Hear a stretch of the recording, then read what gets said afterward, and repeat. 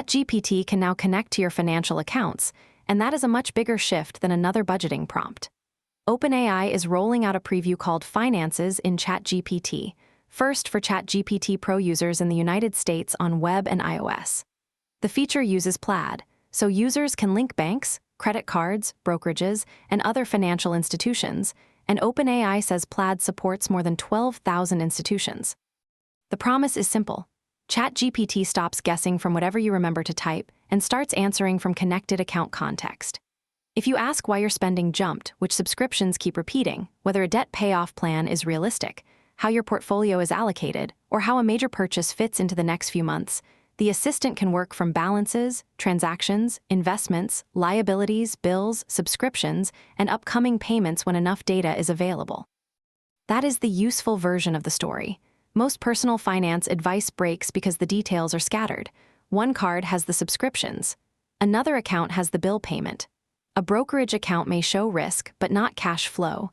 You may know the answer is somewhere in the statements, but you do not want to export everything, clean it up, and build a spreadsheet every time you have a question.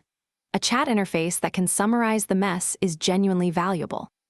But the trust boundary is the whole story. OpenAI says ChatGPT can access balances, transactions, investments, and liabilities, but it cannot see full account numbers or make account changes. The help article also says it cannot move money, pay bills, make trades, file taxes, or act as a financial, legal, tax, or investment advisor. That matters because this is not being framed as a money-moving agent. It is an analysis layer on top of very sensitive data. The controls are the part to inspect before deciding whether this is worth it. OpenAI says users can disconnect finances or remove an account, and synced account data is deleted from OpenAI systems within 30 days. It also says finances conversations follow the same model training settings users choose across ChatGPT, and temporary chats do not access connected financial accounts. So the practical question is not only what ChatGPT can read. It is which accounts you connected, what you allowed to be remembered, and whether your settings match your comfort level. This is happening now because people are already asking ChatGPT about money at massive scale. OpenAI says more than 200 million people come to ChatGPT each month with finance-related questions, and it worked with more than 50 finance professionals to evaluate the experience. Until now, many of those conversations were built on copied numbers, rough summaries, or incomplete user memory. Plaid gives OpenAI a path to make those answers more specific, while Plaid frames the integration as part of a broader move toward AI-powered finance tools grounded in a user's actual financial picture. The people who benefit first are pretty clear.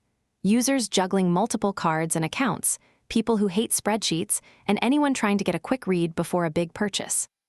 Imagine deciding whether to put money toward a vacation, a credit card balance, or an emergency fund.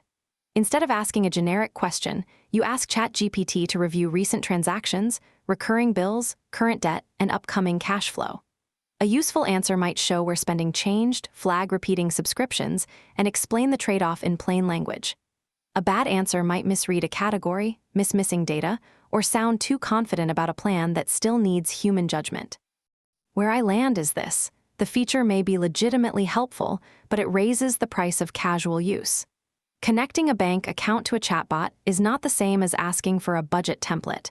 It turns ChatGPT into a front door for your money life, even if it is read only today. The proof object to look for is the Finances Settings and Account Connection page. Which institutions are connected, what data is synced, what financial memories exist, whether temporary chat behaves the way you expect, and how deletion works after disconnecting. The next signal is Intuit.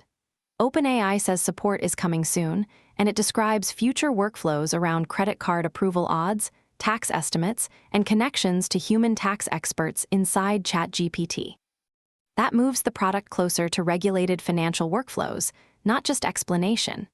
Evidence from the rollout could push this in either direction: whether users can clearly understand permissions, whether deletion and memory controls are easy to verify, whether category mistakes are handled transparently, and whether OpenAI expands from read-only analysis toward more action-oriented finance flows. So the privacy decision is getting more concrete. The question is no longer whether AI can talk about money. It is whether ChatGPT should see enough of yours to make the answer useful.